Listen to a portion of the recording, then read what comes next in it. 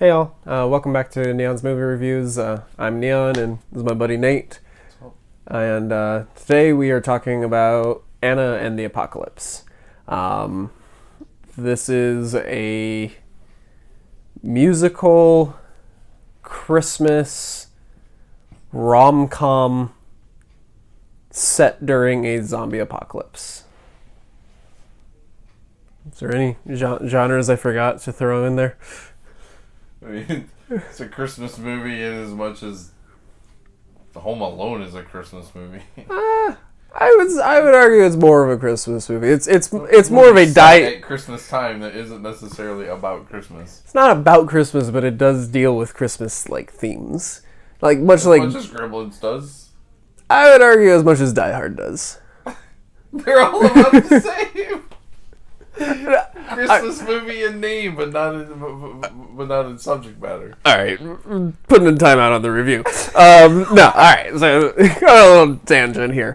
For me, Gremlins, Home Alone. Home Alone isn't even a Christmas movie; it's a Thanksgiving movie, right? Isn't it? Oh, it's Christmas. There's poinsettias everywhere. Yeah, but poinsettias.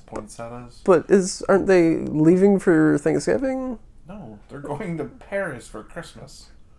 They have a beautiful home in the suburbs of Chicago. That's right. And they're going to Paris for Christmas. That's right. Privilege. I think...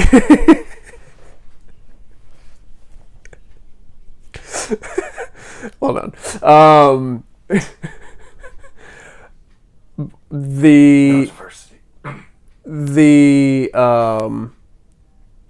No. There's not a single person that's not white in Home Alone. I even think all the guys in the polka band are all white. Yeah, those guys are all white. I think the stewardess was black on the plane. What? Or maybe that's part 2 that I'm thinking of. But that's really bad that that's the only character that maybe. God damn. Talk about a white Christmas. I mean, thankfully there wasn't thankfully there was no deaths in the movie. At least they didn't go that route. Well, it wasn't Bambi. Right. Okay, I see your point. But to me, those and the reason I think Home Alone is a Thanksgiving movie is it's a John Hughes movie, which I just associate with Thanksgiving. But anyway, but as far as to me, Die Hard and Anna and the Apocalypse, yes, they aren't about Christmas, but the themes are about, kind of coming together. Die Hard, it's him and his wife coming together. There's this struggle. That falls apart in part 2. Part 2 is just like, oh, well, I guess that was pointless. And then they come back together, and in part 3 they're divorced. Okay. But in that original one, it is about them coming together in the end, and this hurdle they overcome together. And in the Apocalypse, I would argue it's about the bond of this family, regardless of if it's blood or not, coming together and times of holidays, regardless of the reasoning behind that they're coming together. But getting back to Anna and the Apocalypse, off to a bad start already. We'll restart in 5, 4, 3, 2. So, Anna and the Apocalypse, non-spoiler, is as I said, it's a Christmas set zombie apocalypse movie. That's also a Christmas musical. It works. As weird as it does, it just works. When I've been describing it to people after seeing it, similar, but I've said, this is not a zombie movie that wants to be a musical as well. No. This is a musical set during a zombie apocalypse. Mm-hmm.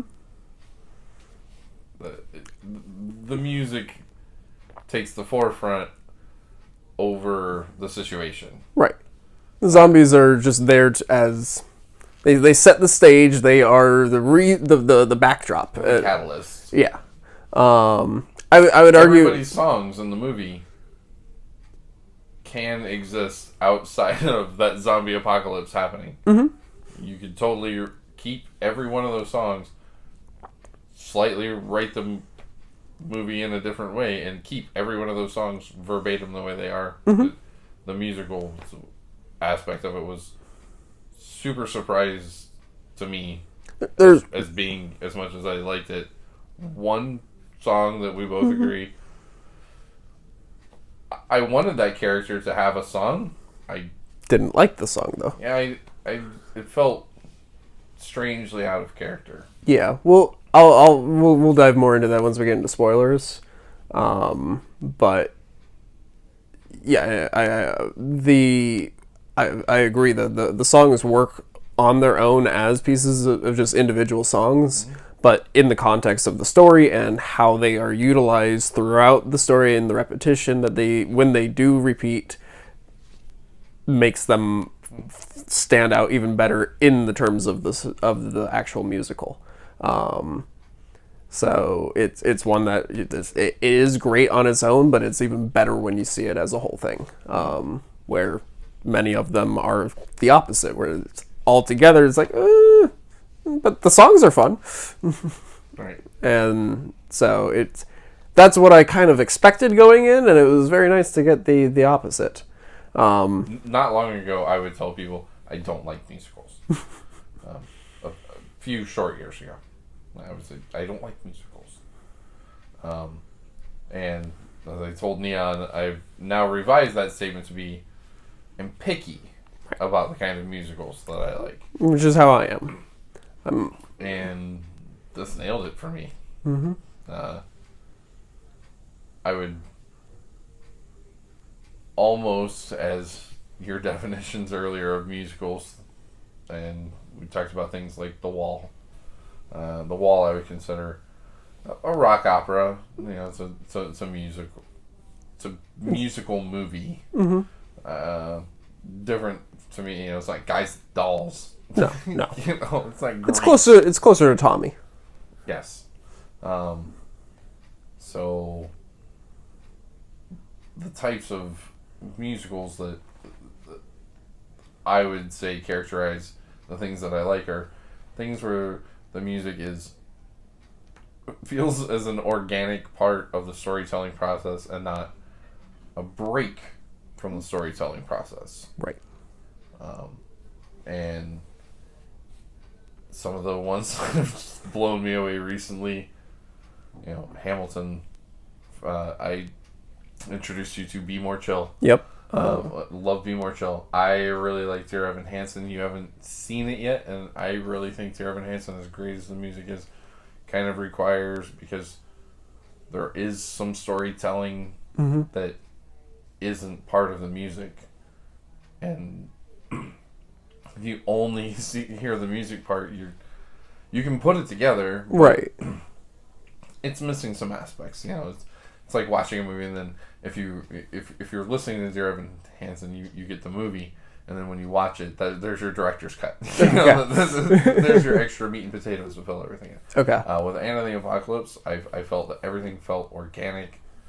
I felt subject matter on their songs were great. Mm-hmm. Everybody sings pretty well. Yeah. For two standouts for me. Mm-hmm. A couple standouts for me. And I think storytelling wise, I was interested when I went into it, because I think I watched this kind of around the same time that I watched One Cut of the Dead. Oh yes. They weren't too far off, so yes. I was like, am I gonna get another One Cut of the Dead? Is this what I've been asked to watch? Because it was another, hey Nate, you should watch Anna and the Apocalypse. So I was like, is this gonna be another one of those? And you know, certainly a couple songs in, I was hooked. Mm-hmm. I knew I was. There was only a very slim chance that they could do something storytelling wise or music wise that was going to make me not enjoy this film. Like, all right, I'm pretty sold. Right. No, I was very skeptical going in. The first song, I was a little bit just like, it's a bit Glee for me. I'm not sure about this. And the second song, I was just like, I'm not sure about the song, but it's better. There's at least more choreography going on. It's at least visually entertaining. Second one's Hollywood ending, right? Yeah, second one's Hollywood ending, and you got great set piece with it all. But the song itself, I was just like, I'm not sure about this.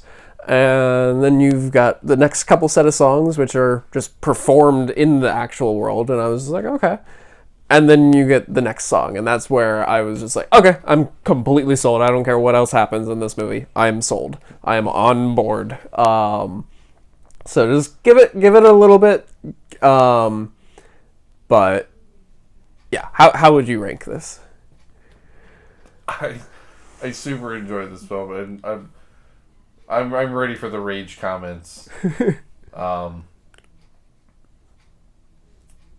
I allowed my 7-year-old daughter to watch this movie.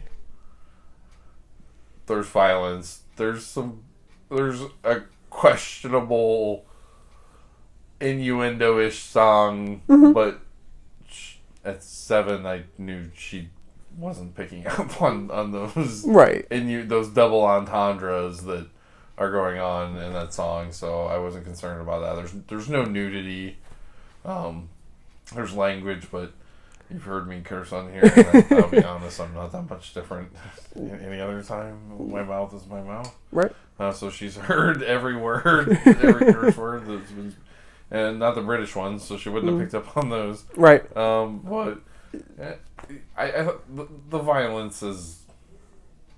It's fun. Right. It's bloody. It is going to get its R rating. It earns it. Right. But there's no crazy jump scares. There's no... They're all fun, and the only times where they're not played.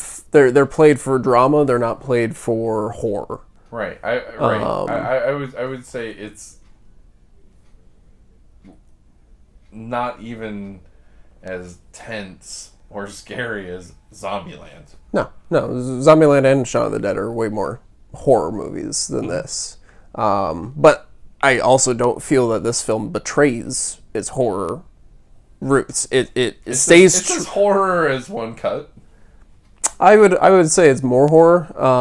I would say that I would argue that it, because of how dramatic it goes, we're about to get into spoilers. We'll go more into this there, but I would argue that because it's dramatic, the way that everything ends up going, and the way that the repetition with the songs end up working, I do feel that it all comes back, and it's just like, oh wow, okay, that had an impact. I felt this, and yeah. And for me, I just that meant like horror. I mean, it's scariness wise. It's not a scary movie, but horror doesn't have to be scary. No, and the songs are fun, catchy. One in particular. There's a few that are very catchy. Yeah. But as far as how would you rate the movie? Because of the one thing that we both agree on, I'm going to give this a 9 out of 10. If that had been done differently, I feel this would have been perfect for me. Or at least as perfect as a movie can be. So yeah, 9 out of 10 for me. Wholeheartedly agree. I mean, 100% agreement. 9 out of 10. You know, I don't know if I could ever give a movie a 10, but it would 9.5, 9.75. If the one thing I don't like it was so glaringly annoying to me that it knocks it down that half point, or the 3/4 or a half point from being as high as I would see myself rating a movie. It's fun. It's not Oscar bait or anything like that. We're talking about enjoyment level. For original songs, I wouldn't have minded. For original soundtrack, something like that, sure. Yeah. But I mean, as far as not a Best Picture movie. Right. It's not going to be a Best Picture movie. Everybody's they're fun in the fantastic, movie, but I don't think I would. It's not an Oscar baity movie. Right. But yeah. Yeah. Super fun. Highly recommended. I have told so many people to watch this movie. I can't recommend it more for a fun movie, a date night movie. Yeah. I mean, it's not like a family movie. I'm not telling you to sit down and watch it with your kids instead of Lion King. It shouldn't be on Disney Plus or anything. No. My 7-year-old tends to like. She's a thrill seeker. She tends to like adrenaline and scary things. Mm-hmm. She doesn't like certain things, but I knew that she would have been fine with this movie. But yeah, fun. Highly recommend this movie. Highly. Yeah. No, I'm completely in agreement. Like this film just floored me when I watched it. I've gotten quite a few people to see it, and yeah, they're all in agreement. It's just like, wow, I went in just like this is not gonna work. My girlfriend, she was very against the concept of this. She's just like, no, that sounds horrible. And I showed her the trailer, and she was just like, I don't know if I'm mad about the concept or how good that looks. And I finally got her to sit down and watch it. She was like, I'm mad at how good this is. Like, I want to hate this just on the concept. This should not work, but it does. But yeah, diving right into spoilers. Please, if you have not seen this, go see it. Do not let us spoil this movie. Yes. This is a film you do want to see. But yeah, let's. All right. So the going into kind of what I was talking about before. With the ending, how the deaths actually happen, and how, in the end, all of this was for nothing. They lost more than half of their team, and they didn't really they didn't save anybody. Which I hammered in the actual impact that these zombies do have, the danger of them, and it just, oh, okay, this is our bleak future. And then they start singing There's No Hollywood Ending. And it's just kind of like, oh, goddamn, that came full circle. Well done. And for me, that even more of their team, if you consider the bully, and yeah, because he lost. He had to kill his dad. He had 3 friends with him. Well, he lost his 3 friends. Well, I mean, just as far as the teenagers that we see trying to make it to the high school, I mean. Yeah, he loses his entire group of friends. I just didn't remember if it was 2 or 3. I think it's 3. I think there were 4 of them when they came across them. Yeah, because there's the one that has the cart, and then the other 3. Okay. So we're talking 8, and 3 of them make it. Mm-hmm.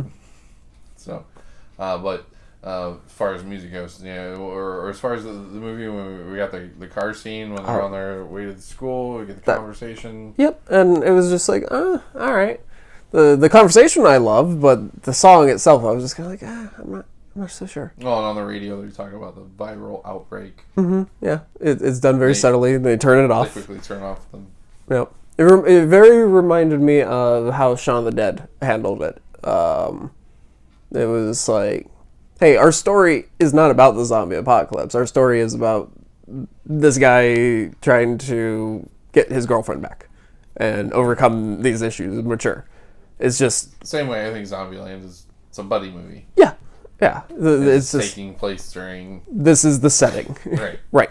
And that's how this was. But unlike other ones that I've seen where they're more horror comedy, they're as opposed to a horror movie with comedy or funny elements, which is kind of how I would describe these, just because of how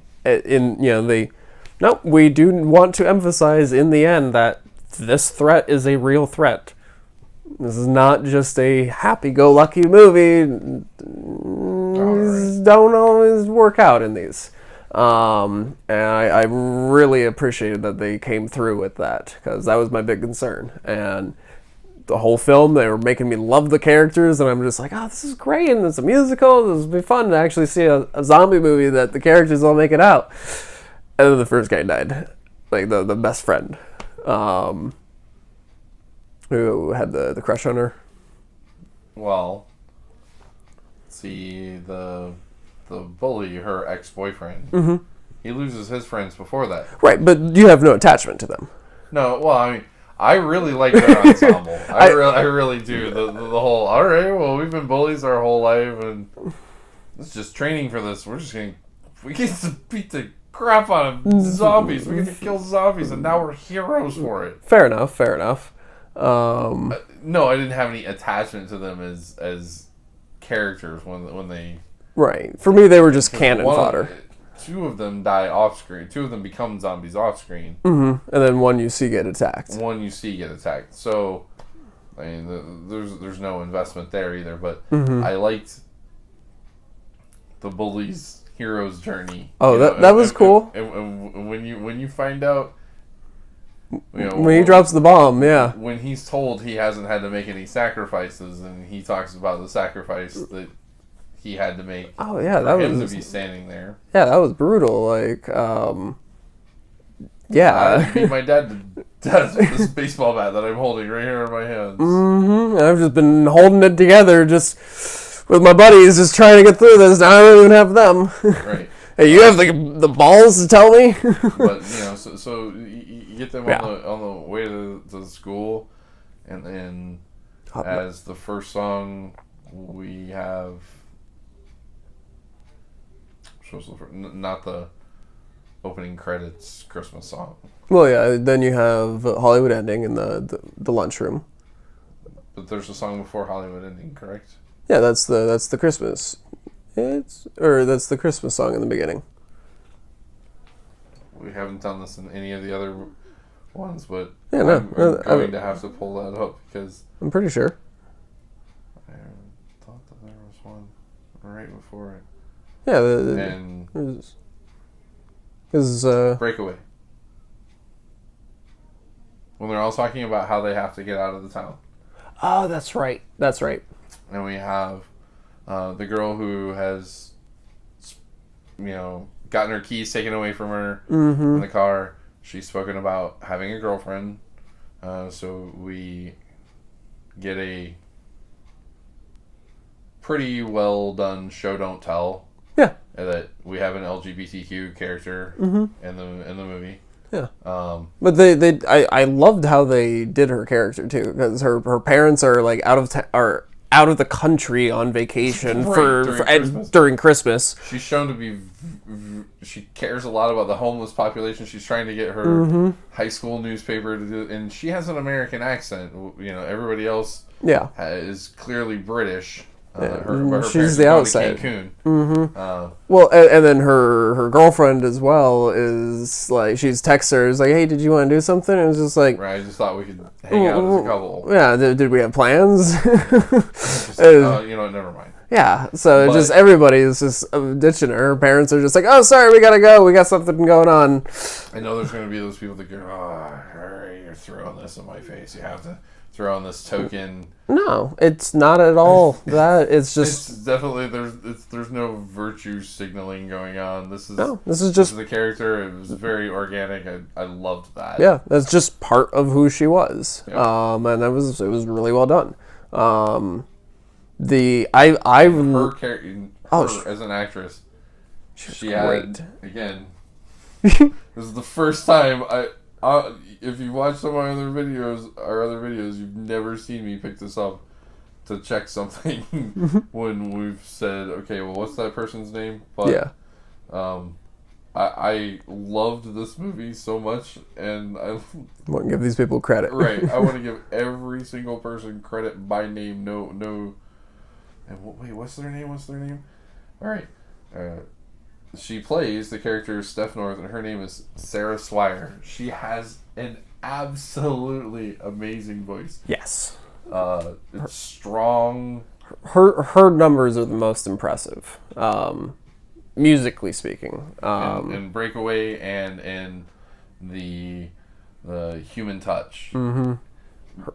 her voice in that like gives me goosebumps. I've watched this movie 7 or 8 times now. Seriously, and I watched it for the first time maybe 3 months ago. Yeah. Fantastic. I love this movie, and I get goosebumps every time. Her part, especially in a couple of her songs, but then yes, we get Hollywood Ending. Like you said, I thought very Glee-ish. Mm-hmm. I like. Oh man, I'm admitting this on the internet. I liked Glee. You like Glee, but you don't like. You said you don't like musicals. When it first came out, my wife, she liked it, and I don't like musicals. I'm not gonna watch this. I don't like musicals. I love me some Glee.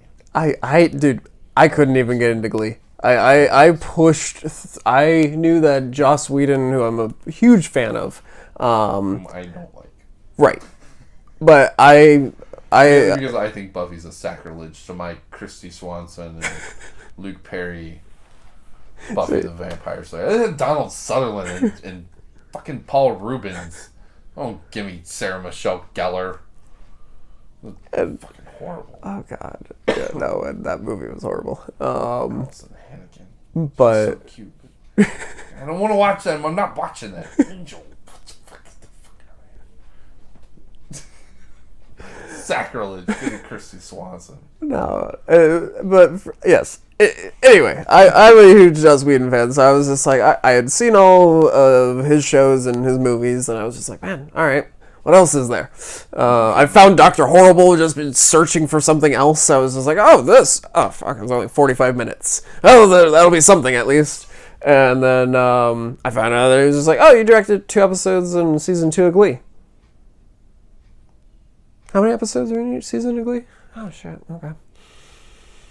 I can push through. I made it about episode 6 of season 1. I was like, I can't. I hate the style of music. I hate it. I can't.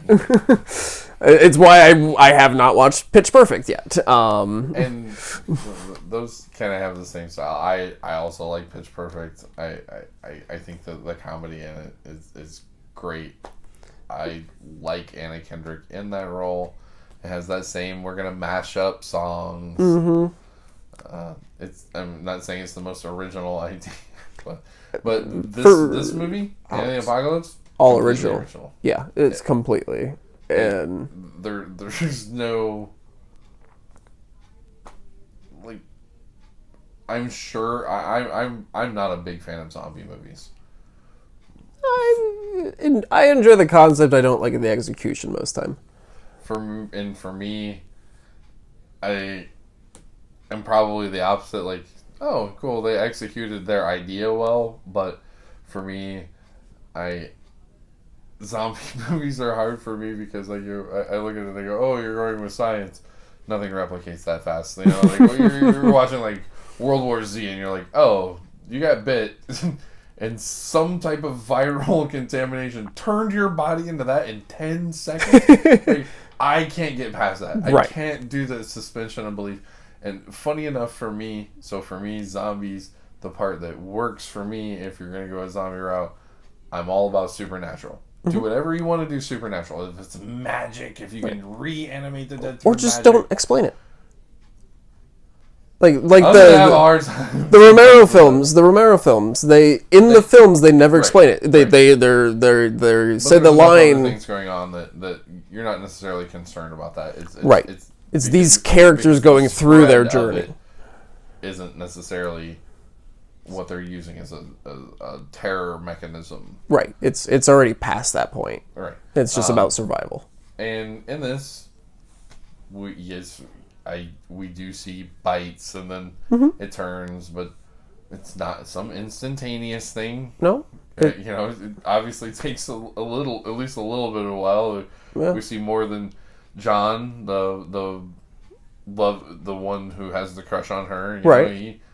He turns. It's done off screen. He's on his phone for a while, because his phone is there. Right. Her dad does the same thing. You know, he's just waiting it out. Waiting for it to happen. So it doesn't give us an exact timeline we don't have a good sense of how long it would take. But the best timeline is the couple, because they start dancing and then they turn, so like 20-30 minutes, right? Depending on where you're bit, also, I think. Yeah, but with this movie, amazing. Again, like I said, I'm not a big zombie fan, but this movie, I didn't care. Yeah, you're never questioning that. Right. For me, like I said, it's not a zombie movie. That's a musical. It's a musical that's taking place during a zombie apocalypse. Mm-hmm. The music takes the center stage. Right. The storytelling mechanisms were all great, mm-hmm. and I thought it was fun. It's fun to watch, but never was it this. Trying to we're racing for a cure. No. So I didn't care. It's just these characters are trying to save their parents and friends. And so after that, we get the almost Santa baby-ish, double entendre, high school girls singing this overtly sexual song in front of a bunch of adults. It's something that to me is kind of like, it's so creepy. When you think about it in real life, I understand she thought her boyfriend was going to be there, but yeah, she also had to know that she was going to be singing that song in front of a bunch of other adults. It's just kind of weird. Yeah, it's including her own parents. Right. Yeah. So I like the song. The song was fun. Right. But kind of creepy when you think about the fish. The fish song. I love that song. I know you hate it, but I love it. Not so much for that song. It doesn't detract any points because it's as ridiculous as it's supposed to be. Yeah, it's meant to be bad. Right. Which is why I like it. Right. I don't have a problem with the storytelling mechanism. You're never gonna hear me jamming out to that one in my car. I play the soundtrack in my car at least a couple times a week, not gonna lie, and that song just gets a skip. You don't like it. It's really short. Yeah, why would you skip it? It's got amazing rhymes, like my favorite dish is fish, mother flipper. No, I can't do it. I'm just like, oh.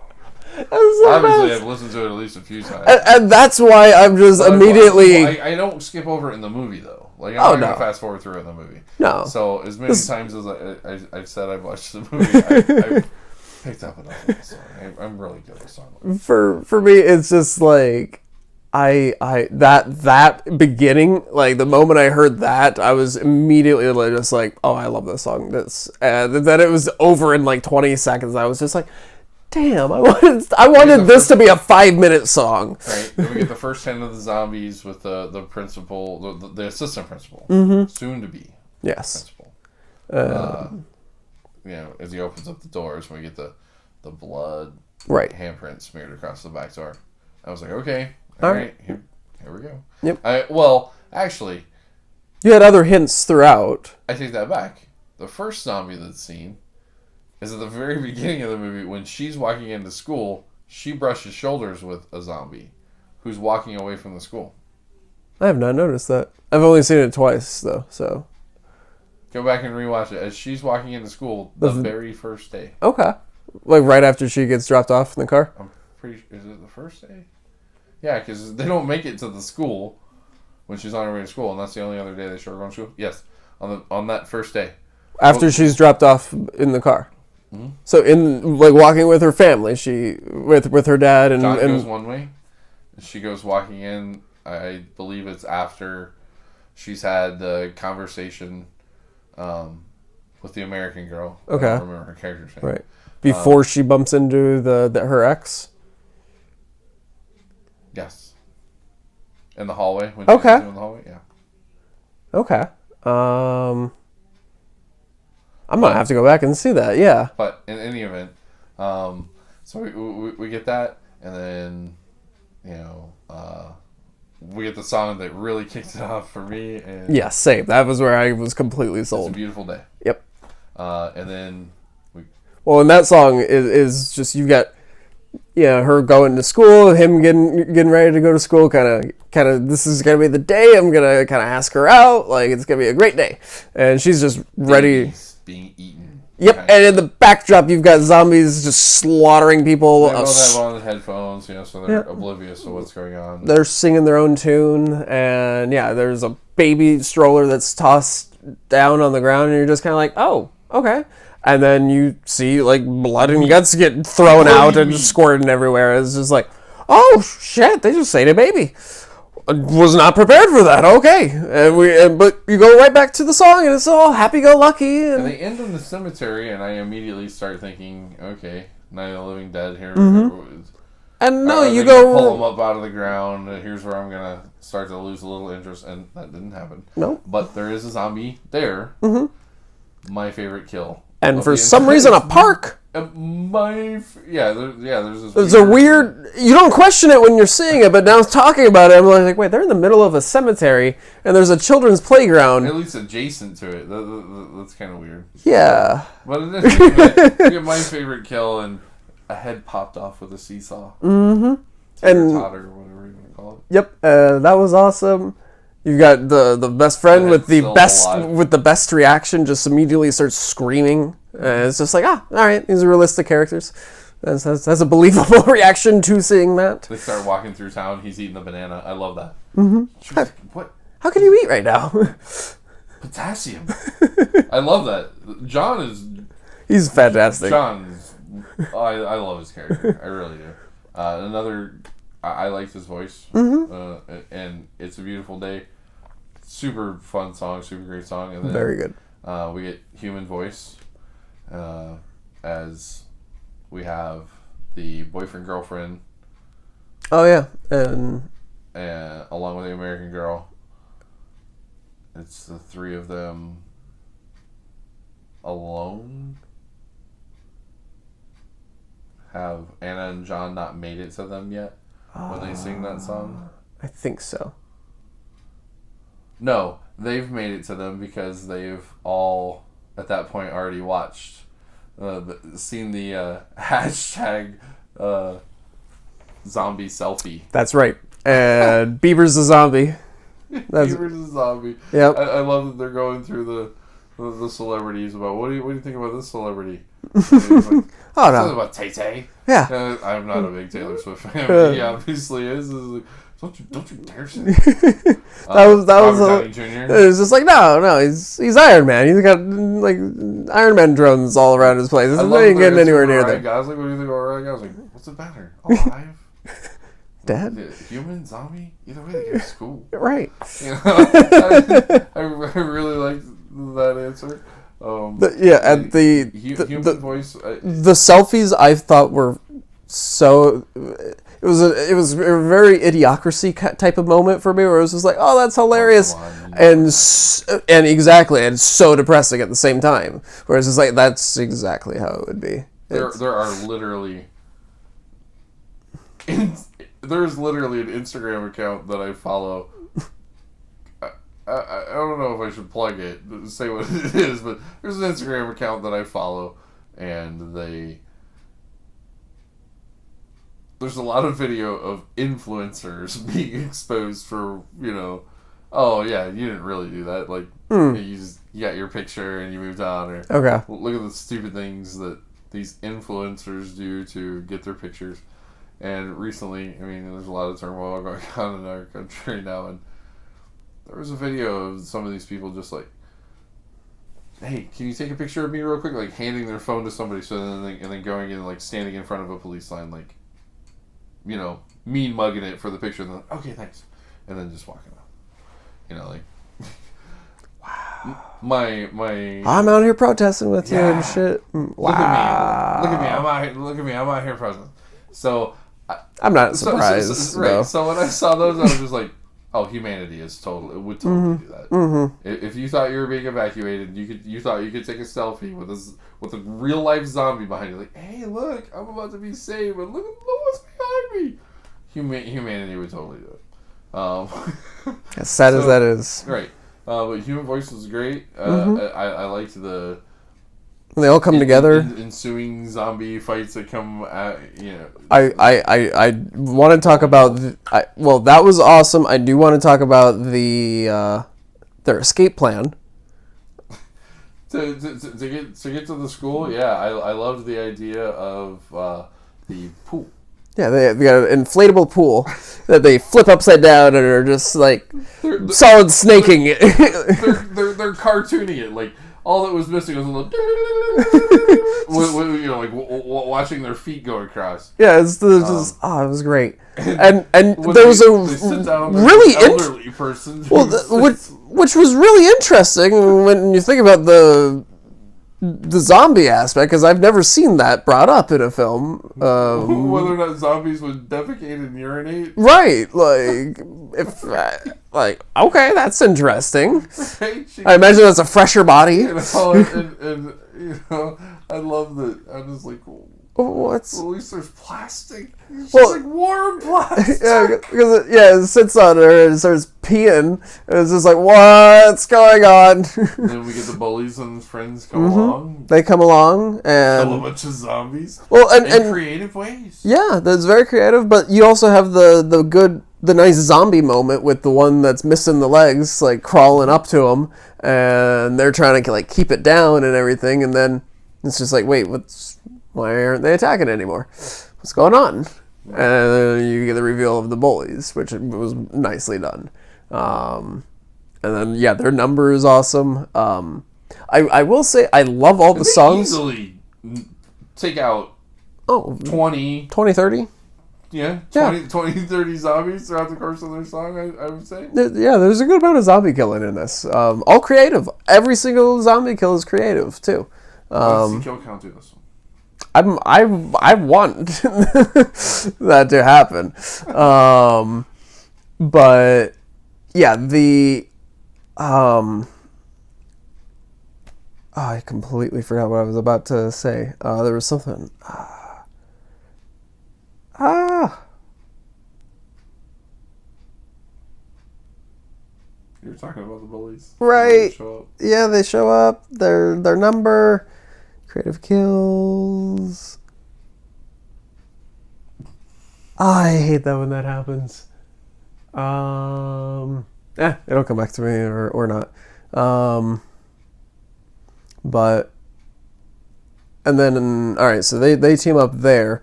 And then from there they move on, and immediately their group is attacked, and like as they're moving through the Christmas tree. Yeah, which is the first area that they decide to go through.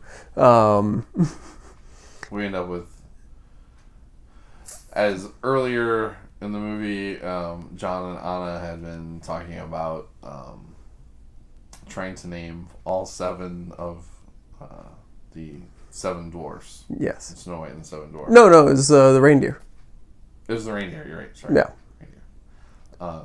They had talked about the dwarfs earlier, I think, yes. But that's not what they were trying to do. Right. And so John remembers, hey, you know what? I do know all their names. Mm-hmm. And in celebration, as they've made their way through this area and, had to...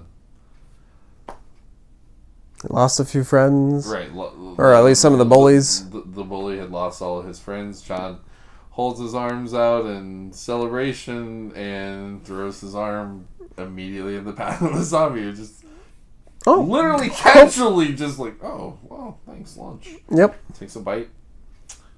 And bunch more zombies start showing up. Right, and he shields her, saves her. Yep. And Anna goes full Terminator on them with her newly found cane. Oh, that candy cane. Yeah, it's a giant like candy cane statue from out front of the tree place. And it's so awesome. Sharp end on it. Well, yeah, because it's like stabbed into the ground, so right. it's a big stake. She goes full on the zombies. So badass. They make it to the high school. We've had a couple flashover scenes where we've seen what's going on in the high school with the principal kind of trying to be on a power trip with all the other adults that are stuck there. And they're not respecting him, and right. Yeah, they all kind of want to go, and we see that he's gotten agitated with this. He definitely wants control of the situation.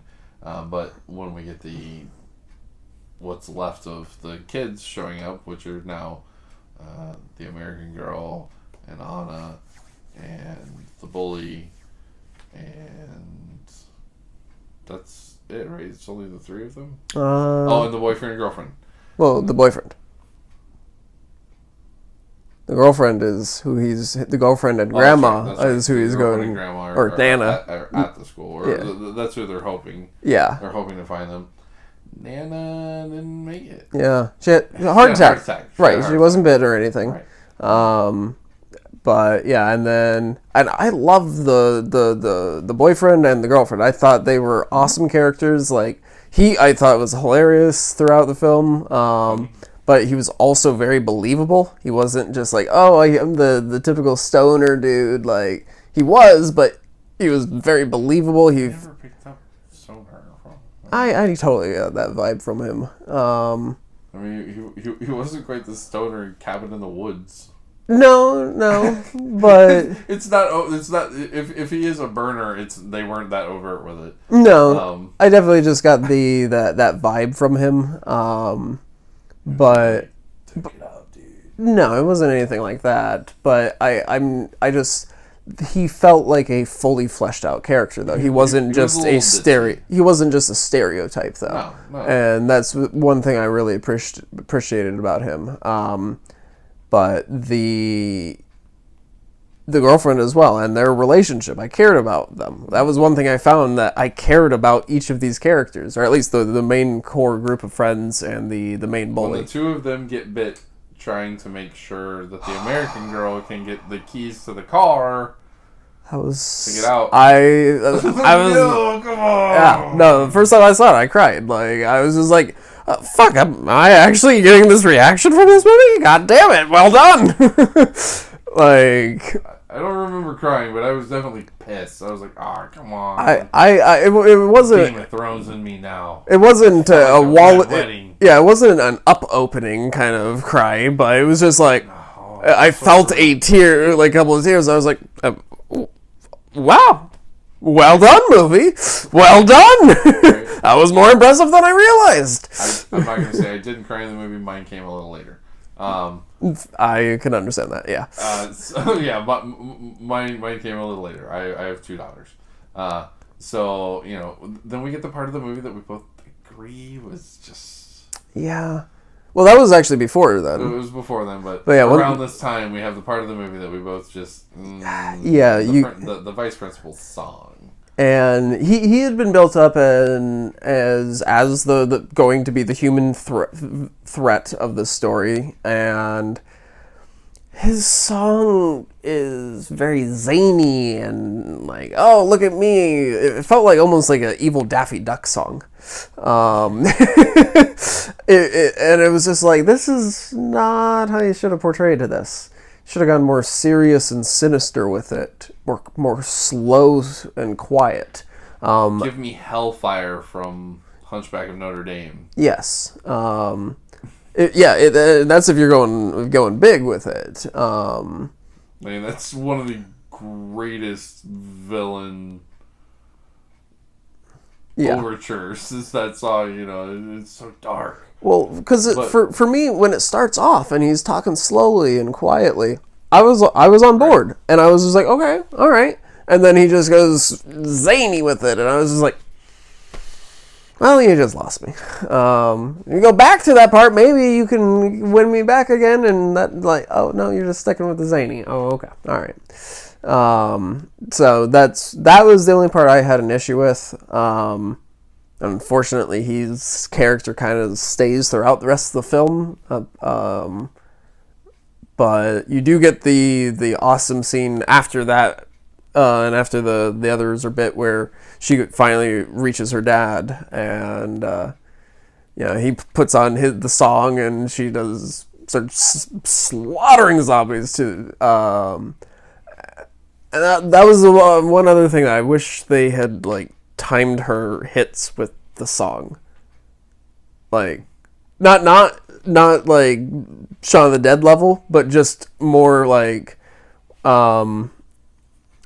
that the musical notes fit more with her attacks as opposed to just her attacking and singing a song. I felt her movements should have been more in tune with her. And another strong song. It's a great song, yes. It's her, like, that's her empowerment song, you know. I just felt her attack could have been done as more of a dance, and that I think would have been more fun. But either way, it still worked within the grounded zombie world that was also being set up. So either way, I was fine with it. You know, the dad helps make sure that the vice principal, you know, Yep. she gives him the final swing with the star, which we'd gotten the setup earlier. Yep. That was possible of He goes flying off. Zombies get a hold of him, and then It's all done off screen, but yeah. It's not completely off screen. No, but you don't see detail. Right. Yeah. It's not like Shaun of the Dead when it happens. No. The bully shows back up, so we know that he got it because he had earlier kind of after his big possibly put himself in a sacrificial situation to get Anna out of there. Right. Anna. And so he shows back up, and it's like, okay, well, now she's going to get out of here with the three of them. Mm-hmm. The American, she's disappeared, but I didn't fear for her safety at this point. Right. I felt that she was safe because she'd been off camera for so long. Right. And last time we saw her, she had gotten through one dangerous situation, and she had the car keys. And it was just kind of like, okay, she'll pop up with the car. I'm not sure they're going to get there, though. Like, they might not be, she might be too late or something. I don't know how this is going to play out. Right. So So at this point, you know, I thought everything was going to be fine, and then the reveal that made me cry, like when the dad shows that he was bit on the leg. Yep. And I did notice, though, that they show it happen. Yeah. Like, you see it happen if you pay attention. And it's just like, oh, wow, okay. Yeah, it's when him and the vice principal are kind of going at it, and he gets backed up against the barrier. Yep. And you can see it kind of reaching, and then it cuts, and he's there, and he winces. And that's what sets him over the edge and kind of kicks him into the gear that he needs to finish the fight. So you get the emotional goodbye. Merry Christmas, Dad. Yep.